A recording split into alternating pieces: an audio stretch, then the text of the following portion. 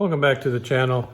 We're going to be over at Capital Casino playing in the 1-3 game. We got a few hands to go over before we do the question and answer portion of the show and also the chip giveaway. So sit back, relax, enjoy. Here it comes. We're back at Capital Casino, play a little 1-3 action. We buy in for 500 and start the game. Run into a vlog supporter. All right. Here I am with MJ. What's up? Yeah, he's a fan of the vlog. He's going to take some of my dough today. I'm going to try to prevent it. Hope so. Before the game started, I gave MJ a Zeus Card Protector. And first hand off the deck, he gets pocket jacks against two people with ace king and triples up. First hand we play, we look down at two red jacks in middle position. Open for a raise to 15. Only the blinds put in the call. So we're going to go three ways to a flop with 45 in. And the flop looks pretty good. It comes 4-4-8 rainbow. So first player takes a little while, then checks. Second player checks fairly quickly. And with this board texture, I'm probably good most of the time. So I put in a standard C bet for me, which is about 1/3 pot of $15. So now the action's back to the small blind, who's a competent player and he likes to mix it up and is not afraid to put pressure on your ranges. And he raises 250. I'm going to take a little time to talk about this because this would help a lot of players on the thinking process of not only my play, but of the play of the person in the small blind. This kind of flop should not really hit my range too hard unless I specifically have an overpair, which I happen to do. But I could very easily be raising with a hand like ace king, ace queen, just about any two Broadway cards. And there's no flush draws or straight draws out there. So unless I have an overpair, it's going to be really hard for me to call a check raise. Now this player is good enough to know that, and they decide to put some pressure on me. Now they might be doing this with a 4, it's possible. They might be doing this with an 8 or maybe another pocket pair somewhere below jacks.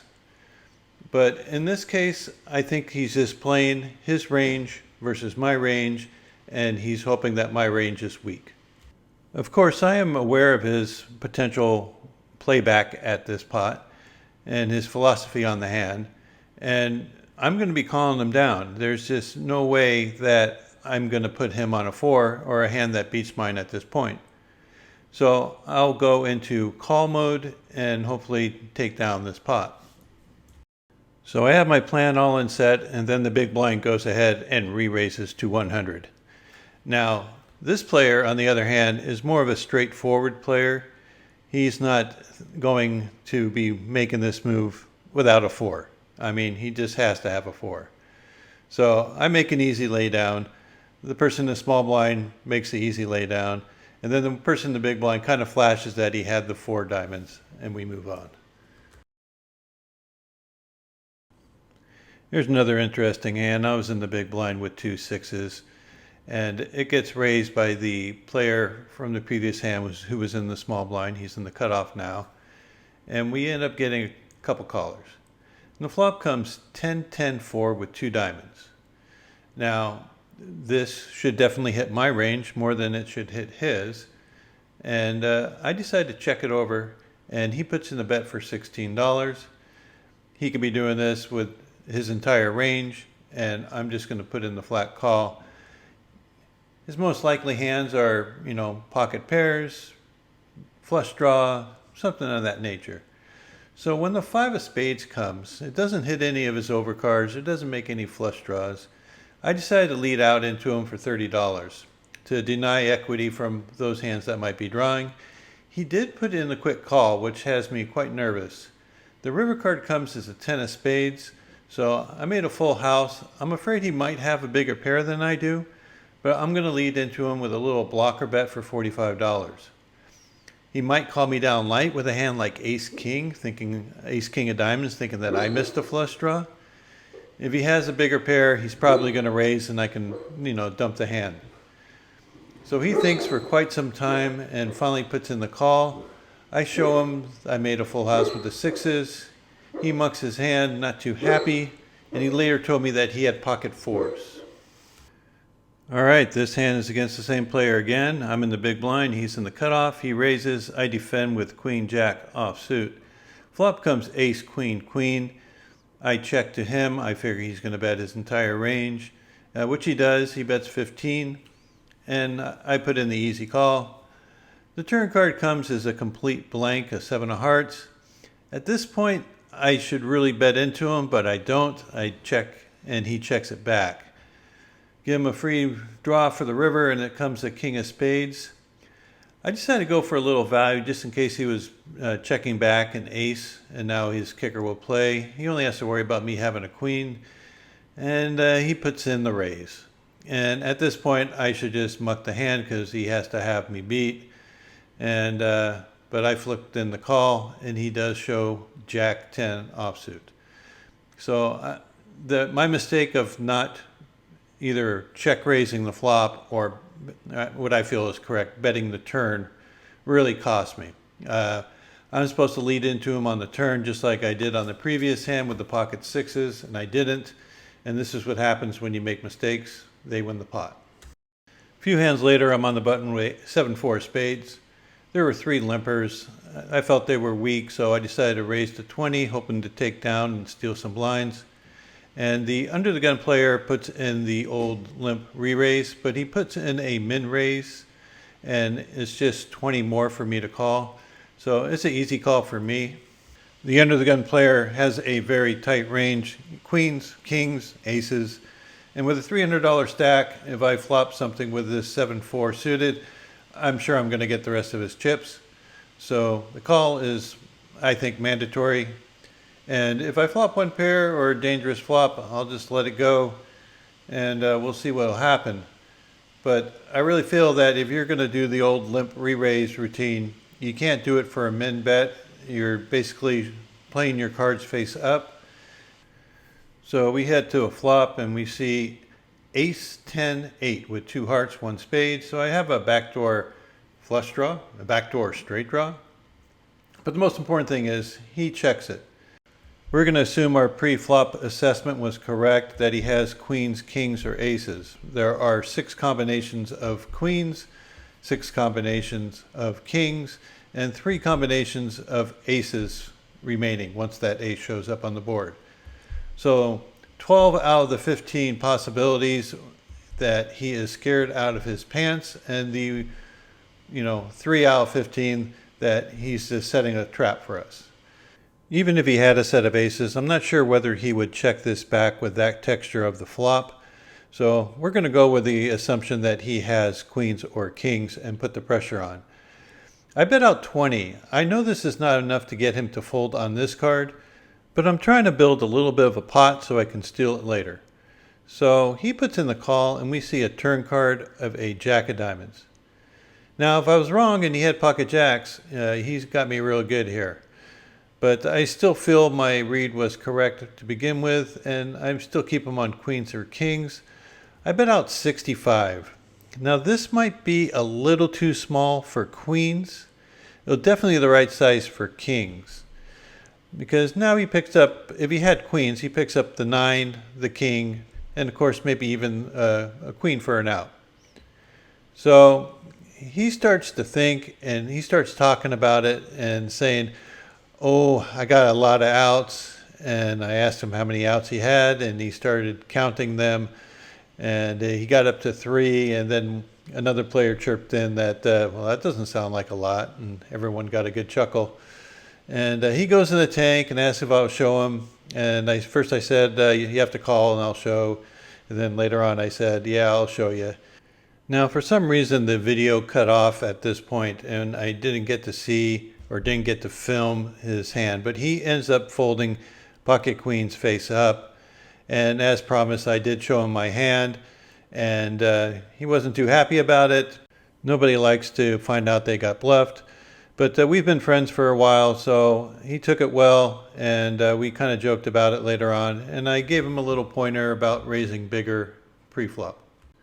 Next interesting hand, we have ace 10 suited from the cutoff. We have one player limp from the low jack for $3. We put in the raise, and we get 2 callers, the big blind and the low jack player. Flop comes 6 ace queen with 1 diamond. So top pair, backdoor flush draw, backdoor straight draw. Yeah, we're going to go ahead and c-bet this. And we do. And we end up getting 1 caller from the player in the low jack. And we get to see a turn card. Now, the interesting thing is, what type of hands would this player call me with? He can have a weak ace. Not too many draws out there. So with this dry texture, I think 2 streets of value is probably a good way to play it. So he checks to me on the turn. I decide to check back. I'm afraid of betting him off a weak hand and maybe running into a strong hand. After I check it back, we see a river card of a 3 of hearts. This time he leads for $40, which is about the size I was going to bet. I might have gone for 50 if he checked to me. Anyway, I put in the call, and he shows queen 4 of diamonds. So the check back got a little extra value, I feel. This hand is pretty self-explanatory. A bunch of limpers. I raise big from the cutoff with 2 queens. I end up getting 2 callers, which was a little bit surprising. Both of them have fairly short stacks. Just looking for a safe flop, and we got the safest flop you can imagine. It's queen 6 deuce rainbow. Not only that, the middle position player just leads right in, all in for $43. I just turn my hand up and expect us to win the run out, which we do, and it was a nice little pot to end the session. Hi guys, this is the part you've been waiting for to see me in my reading glasses, and Zeus is here to make sure that everything is done on the up and up. He helped me select this along with my children. They all drew some of the things out of the little bucket here. So anyway, we have, I was going to do 10 of them, but I'm going to try to run through 15 because there's a lot of questions and a lot of them are really good. Adam asked, when was the first time you played poker? What was it like?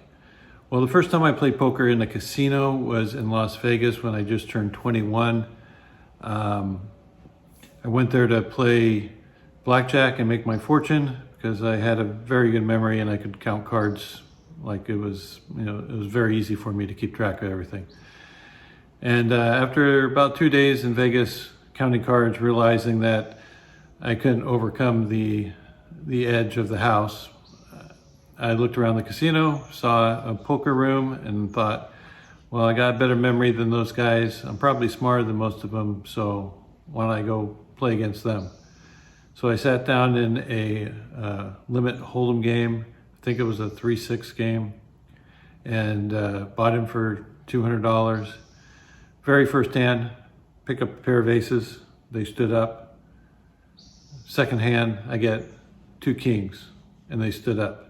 I thought to myself, man, this is an easy game. And then I went on to lose the rest of my money over the course of the next couple hours and realized that there might be something more to the game than just having a good memory and being smart. So that's when I started getting into poker, and that's when I started studying poker.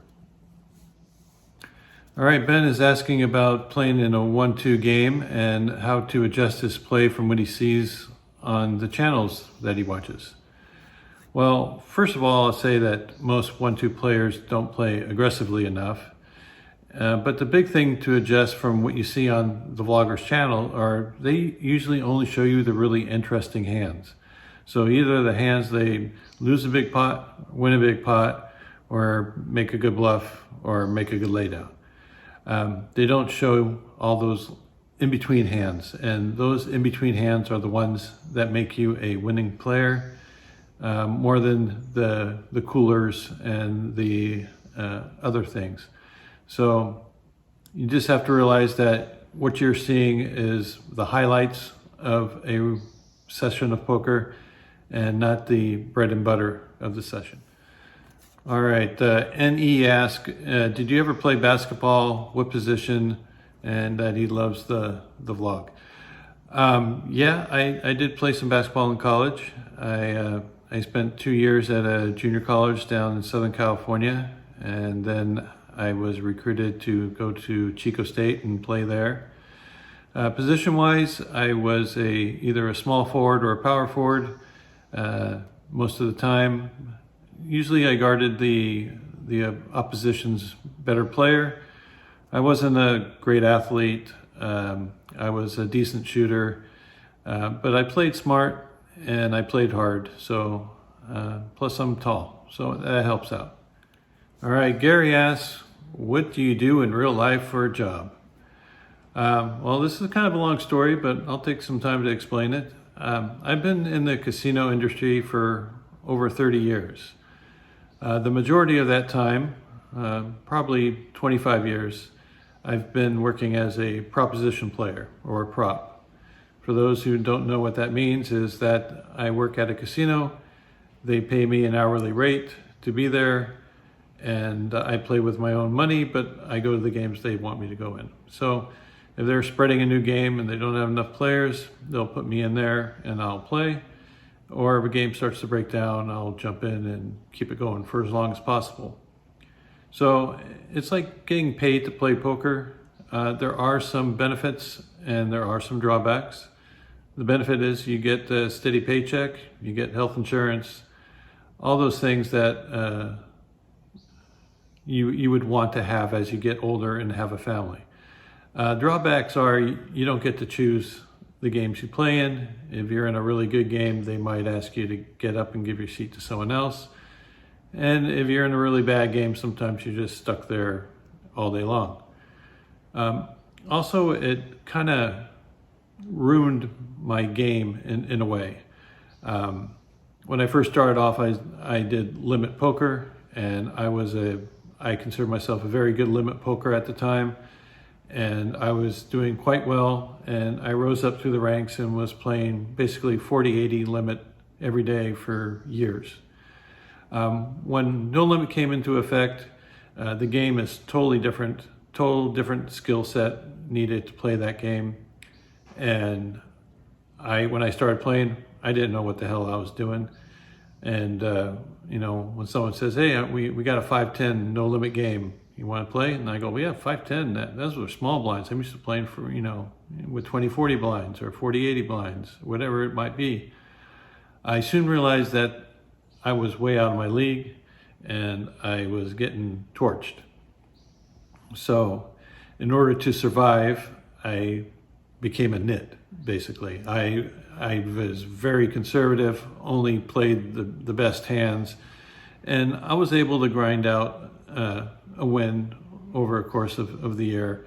And it wasn't a big win. It wasn't anything like I was used to winning when I was, propping limit.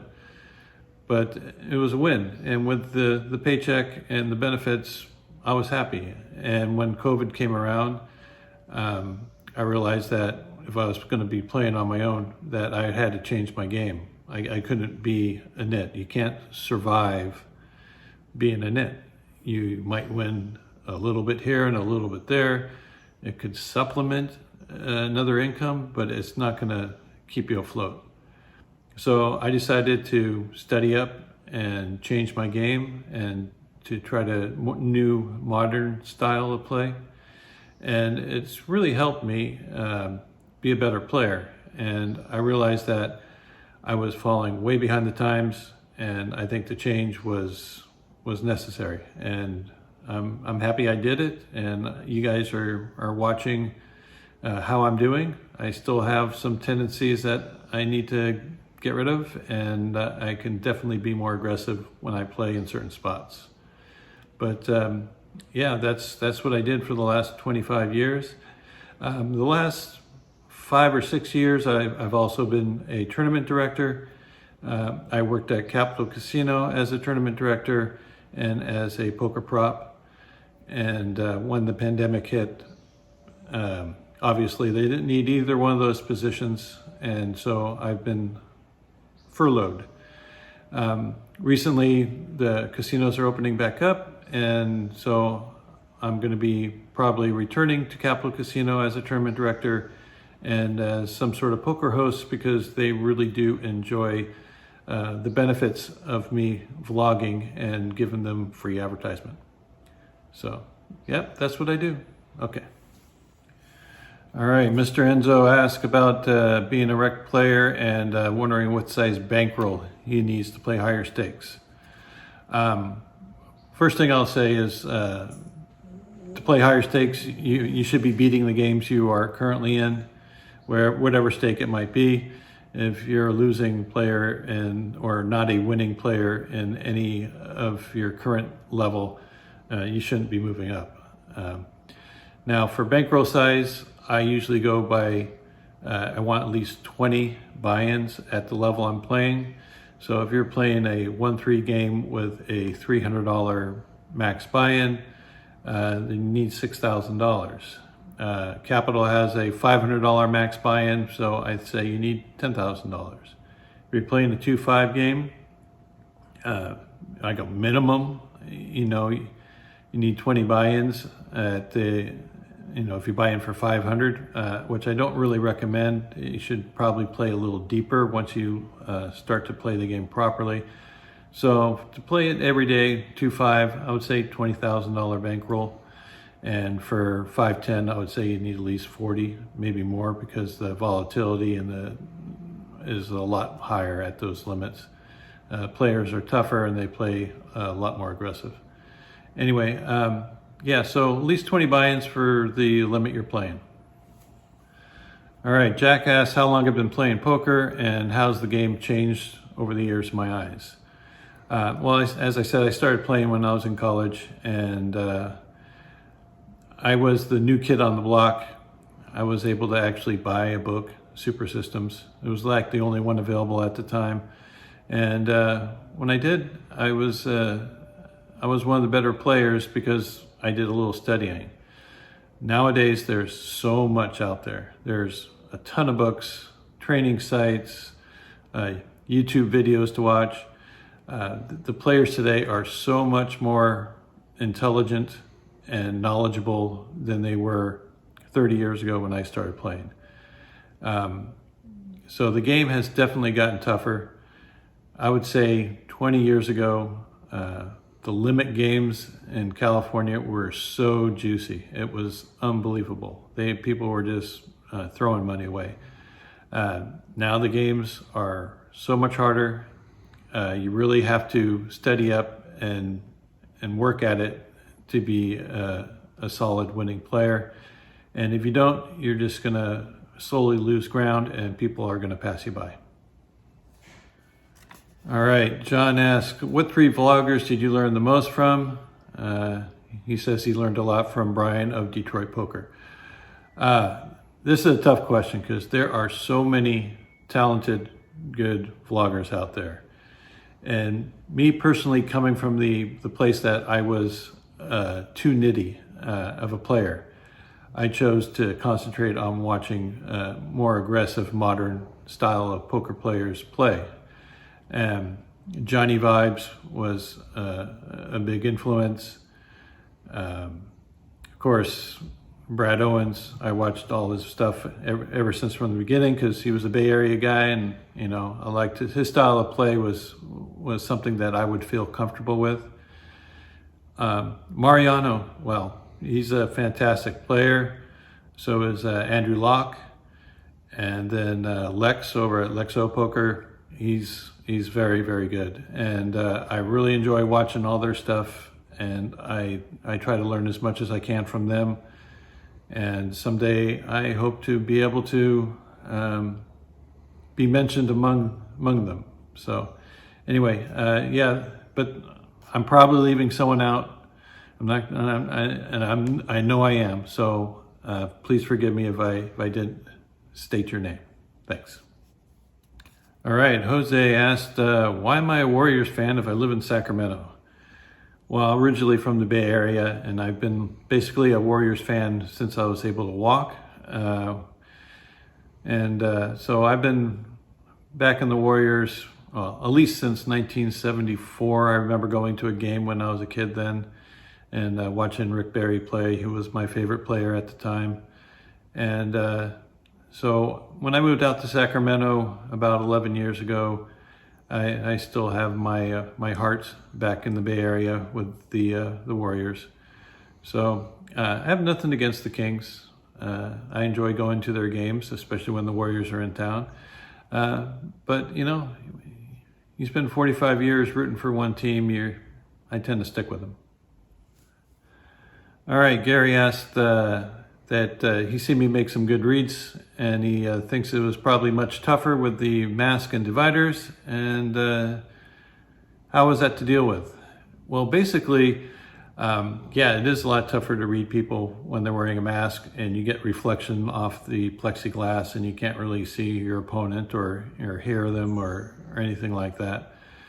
And it was tougher, but then, I adjusted and I started studying people's hands and the way they handle their chips and the way they place them in the pot and the way they shuffle them or stack them or cut them.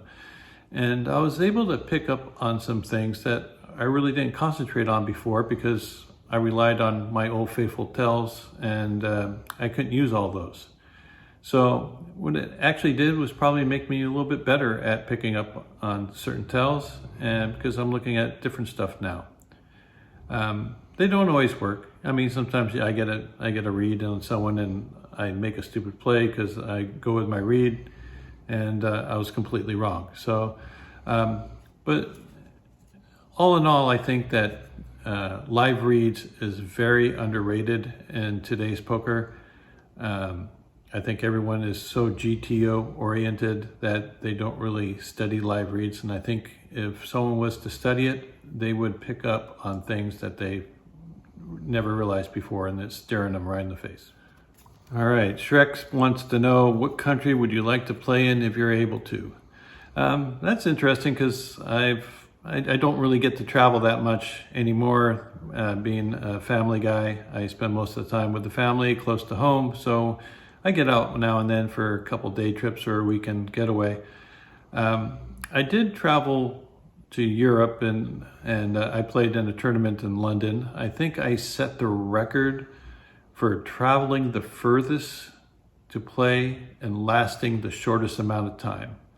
So I went to London, played in a poker tournament there, and I busted my very first hand.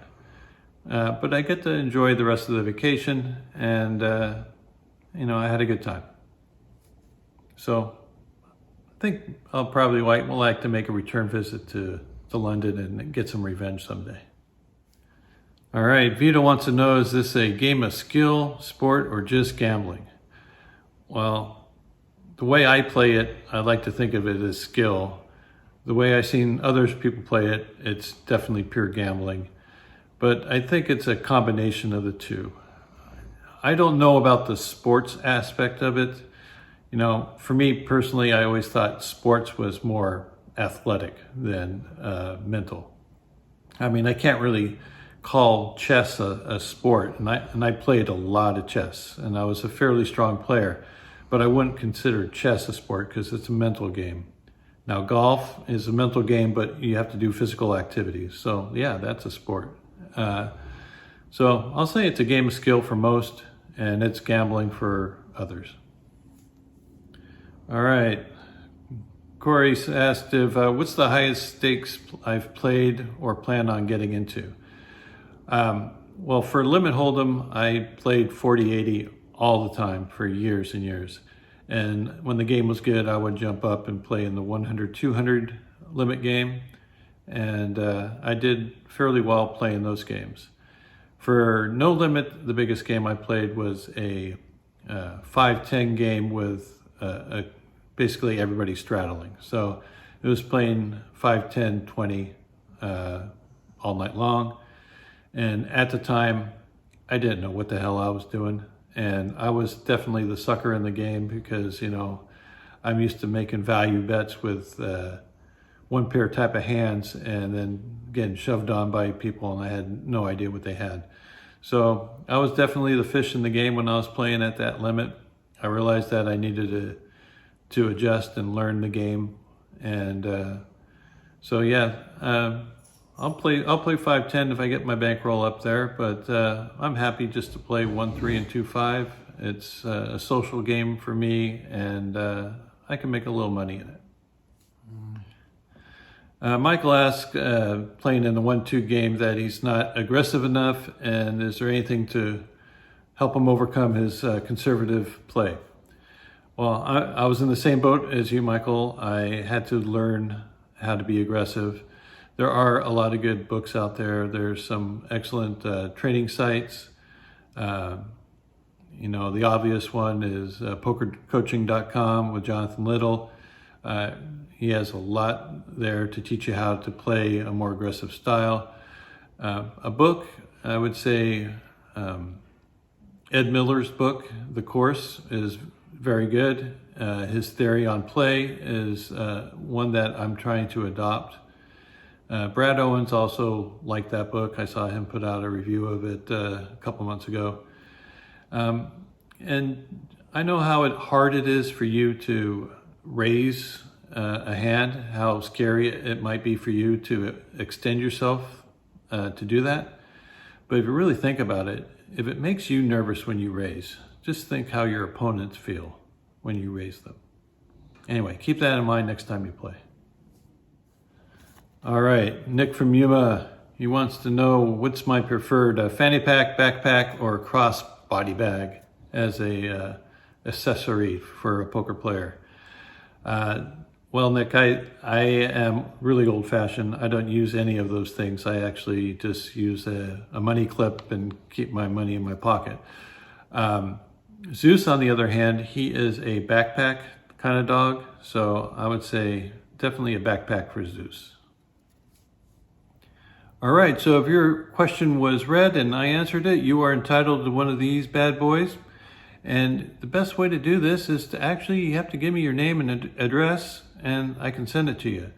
So, best way to contact me is through email or to direct message me on Instagram. Please give me your YouTube handle or name, and then your real name and address, and I will send it out as soon as possible. So if you happen to see me at the card room, you can just hit me up for one of these. I usually carry a couple in my pocket, and I'm more than happy to share them. So otherwise, we're going to have another chip giveaway next week, and I'll try to get them out. We are going to have a meetup game in Sacramento on July 24th. It's a Saturday, so if you're going to be in the area, please save the date. We'll have more details to come as soon as we nail down everyone that's going to be there and the games and everything we're going to be playing. So just save the date, July 24th.